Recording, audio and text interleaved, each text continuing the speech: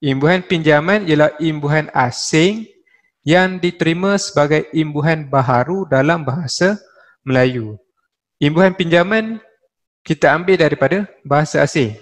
Contohnya bahasa Inggeris, bahasa Arab, bahasa Sanskrit, bahasa Parsi. Itu contohlah daripada bahasa asing. Imbuhan pinjaman terbahagi kepada dua, iaitu awalan dan juga akhiran. Kita tengok yang pertama, imbuhan pinjaman maha. Maha bermaksud paling ataupun tahap besar, tertinggi dan juga teragung. Contoh, kata dasar guru. Menerima imbuhan pinjaman maha menjadi maha guru. Maha guru bermaksud profesor atau orang yang tinggi taraf ilmu ataupun pendidikan. Profesor salah hija, sepatutnya satu S sahaja, profesor. Satu S sahaja, bukan dua S. Okay. Meru, Maha Meru, gunung tempat tinggal dewa-dewa atau pari-pari kayangan. Raja, Maharaja. Maknanya raja besar ataupun raja yang mempunyai pengaruh besar. Maharani, kata dasarnya rani, merujuk kepada permaisuri, ratu dalam istana ataupun raja perempuan. Siswa, kata dasar siswa, menerima imbuhan maha menjadi mahasiswa, iaitu penuntut di Menara Gading atau penuntut di universiti. Siswi, mahasiswi. Mahasiswi samalah, mahasiswa, penuntut di universiti. Cuma bezanya, kalau mahasiswa merujuk kepada lelaki. Kalau mahasiswi merujuk kepada penuntut perempuan di universiti. Cikgu, apa itu bahasa Sanskrit? Bahasa Sanskrit itu bahasa lama, ada pengaruh daripada negara India. Bahasa Sanskrit, orang zaman dulu dia guna bahasa Sanskrit. Kemudian dia ada satu kosakata tu, dia terapkan dalam bahasa Melayu. Contoh, duka. Duka tu daripada bahasa Sanskrit. Tetapi dalam bahasa Melayu, ejaan duka tu dah tukar menjadi D-U-K-A-K, duka. Itu contoh bahasa Sanskrit. Okey, awalan pra bermaksud sebelum atau syarat kepada sesuatu. Contoh perkataan akhir menjadi pra-akhir.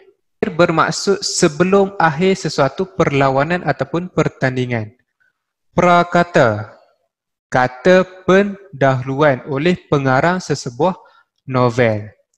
Prasangka, maksudnya sangkaan buruk akan sesuatu sebelum tahu hal sebenar. Prasangka. Prasejarah, pengetahuan mengenai masa sebelum sejarah tertulis. Prasekolah, sebelum memasuki sekolah harian. Tabika ataupun tadika. Tabika dan juga tadika merupakan akronim. Apa akronim ni? Tabika ni dah ada maksud, iaitu Taman Bimbingan Kanak-kanak. Kalau tadika, Taman Didikan Kanak-kanak. Itu akronim. Akronim tu singkatan, tapi singkatan tu boleh disebut. Tabika, Taman Bimbingan Kanak-kanak. Contoh lain, BOMBA, Badan Organisasi Mencegah Bencana Alam. Apa lagi? Pawagam. Pawagam apa? Contoh akronim. Panggung, wayang, gambar. Kugiran. Kugiran pun contoh akronim yang bermaksud kumpulan gitar rancak. Akronim berbeza dengan singkatan. Akronim singkatan, tapi singkatan tu kita boleh sebut suku katanya, tabika. Kalau singkatan, contoh singkatan USM. Ini contoh singkatan. kita tak boleh sebut perkataan tu. Kita tak boleh bentukkan suku kata, tapi boleh sebut satu-satu huruf. USM. Jadi contoh singkatan. USM. University Science Malaysia. Kalau USIM. Jadi akronim. Kita boleh sebut USIM. Kalau USM tak boleh sebut. Kita sebut USM. Tak bentuk suku kata. Kalau akronim membentuk suku kata. USIM. Dua suku kata. USIM. University Sains Islam Malaysia.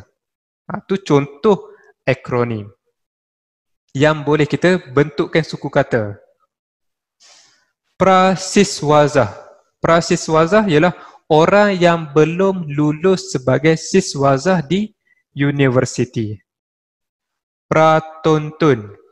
Tayangan sesebuah filem ataupun drama sebelum tayangan rasmi. Awalan tata. Seterusnya awalan tata. Bermaksud peraturan atau susunan. Contoh tata acara yang bermaksud agenda, susunan acara dalam sesuatu majlis ataupun program. Sedikit tambahan, program tentatif. Program tentatif betul. Kalau tentatif program, salah.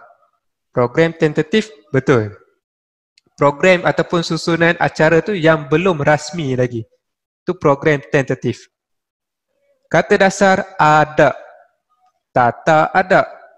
Maknanya, adat sopan santun, budi bahasa atau kelakuan yang baik. Bahasa, tata bahasa. Peraturan tentang bahasa atau proses pembinaan ayat.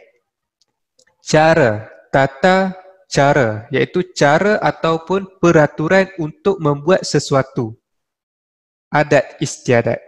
Yang ini maksud tata cara. Tata etika, peraturan pergaulan ataupun perihal adab atau budi bahasa. Tata tertib, disiplin ataupun peraturan-peraturan yang mesti dipatuhi. Okey, boleh Sarvani? Ada yang tak faham? Okey, boleh. Kita sambung lagi. Awalan dwi bermaksud dua. Dwi bahasa maknanya dua bahasa. Dwi bulanan maksudnya setiap 2 bulan. Ataupun 2 bulan sekali. Dwi cabang, 2 bahagian. Dwi tahunan, 2 tahun sekali. Jadi maksud dwi ialah 2. Anti bermaksud menentang, mencegah atau benci akan sesuatu. Contoh, biotik. Kata dasar biotik, imbuhan antibiotik. Maknanya sejenis bahan kimia atau ubat pemusnah kuman ataupun bakteria. Anti dadah, menentang segala kegiatan yang berkaitan dengan dadah. Anti jenayah, menentang kegiatan ataupun gerakan jenayah ataupun kejahatan. Anti karat, mencegah berlakunya karat pada besi. Anti-marzis. Okey, anti-marzis perlu dieja dengan adanya tanda sempang. Anti-marzis. Perlu ada tanda sempang kerana marzis ni merupakan kata nama khas. Okey, imbuhan kalau menerima kata nama khas perlu dieja dengan ada tanda sempang. Anti-marzis. Marzis kata nama khas, jadi perlu ada tanda sempang. Kita tak eja rapat anti-marzis. Kalau eja rapat, salah. Kata nama khas perlu dieja dengan tanda sempang apabila menerima imbuhan, terutamanya imbuhan pinjaman. Anti-Marxis bermaksud menentang teori Marxis. Teori Marxis ni merupakan teori yang diperkenalkan oleh Karl Marx. Ini pun nama dia M-A-R-X. Kalau tambah I-S jadilah Marxis. Daripada nama dia tu, Karl Marx. Teori Marxis iaitu teori politik dan juga ekonomi. Dalam teori Marxis ni, golongan yang menyokong Marxisme ni, teori Marxis ni, dia menganggap manusia ni terdiri daripada golongan yang menindas dan juga golongan yang ditindas. Itu pandangan mereka berkaitan dengan manusia. Manusia ni ada dua, iaitu golongan ditindas dan juga golongan yang menindas. Awalan auto bermaksud dengan sendirinya atau secara sendirian. Biografi, autobiografi, riwayat hidup yang ditulis sendiri atau yang dikarang sendiri. Fokus, autofokus, dapat memfokuskan sesuatu objek secara berfungsi sendiri. Autograf, autograf ialah tanda tangan seseorang. Automotif, automotif berkenaan kenderaan bermotor seperti motosikal dan juga kereta. Awalan pro bermaksud menyokong atau berpihak kepada sesuatu. Contoh demokrasi, pro-demokrasi, menyokong ataupun memihak kepada demokrasi. Pro-kerajaan, menyokong kerajaan. Pro-komunis, memberi sokongan kepada komunis. Pro-Malaysia, yang ni saya ulang semula, pro-Malaysia, perlu ada tanda sempang kerana Malaysia kata nama khas. Jadi pro sempang Malaysia bermaksud berpihak atau memberi sokongan kepada negara Malaysia. Imbuhan akhiran man dan juga wan bermaksud pemilik atau pelaku sesuatu atau pekerjaan yang berhubung dengan kaum lelaki. Man, wan untuk kaum lelaki. Contoh budiman, berbudi. Seniman, orang yang mempunyai bakat seni. Angkasawan, orang yang terlatih untuk menyertai misi ke angkasa lepas. Contoh angkasawan Malaysia, Sheikh Muzaffar Shukor dan juga Faiz Khalid. Yang tu contoh angkasawan Malaysia. Cendekiawan, orang yang bijak. Jutawan, orang yang kaya. Olahragawan, orang lelaki yang terlatih ataupun mahir dalam sukan olahraga. Pustakawan, orang yang terlibat dalam menguruskan perpustakaan. Rupawan, paras rupa yang elok. Sukarelawan, orang lelaki yang melakukan sesuatu dengan sukarelanya. Usahawan, orang yang mengusahakan sesuatu perusahaan tertentu. Wartawan, orang yang menulis berita atau rencana. Imbuhan akhiran wati dan juga ita. Yang ni berhubung dengan kaum wanita. Tadi lelaki, sekarang ni wanita. Wati dan juga ita. Contoh olahragawati, perempuan yang mahir dalam sukan olahraga. Peragawati, perempuan yang memperagakan fashion pakaian. Seniwati, bintang filem wanita.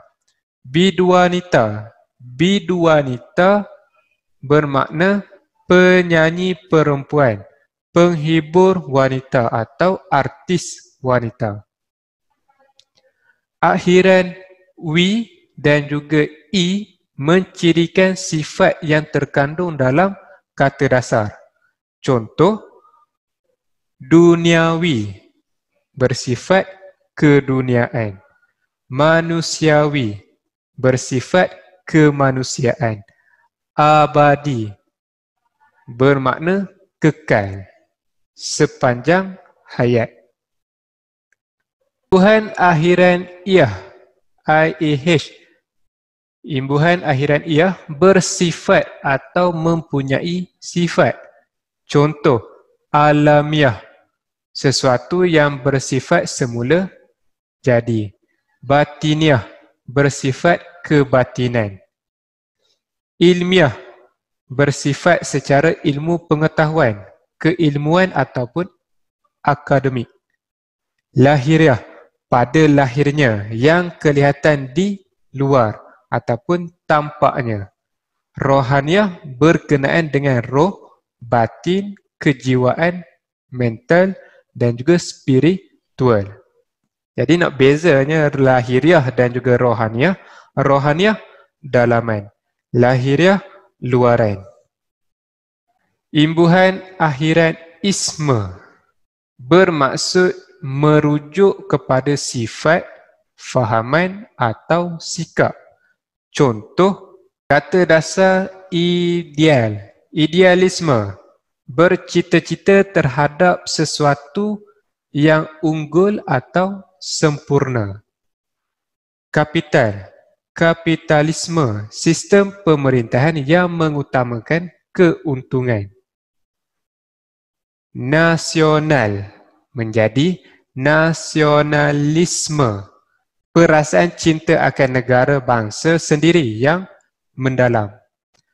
Patriot, patriotisme, perasaan cinta yang amat kuat terhadap tanah air sendiri. Sosial, sosialisme, bermakna kekayaan negara dinikmati oleh rakyat secara sama rata.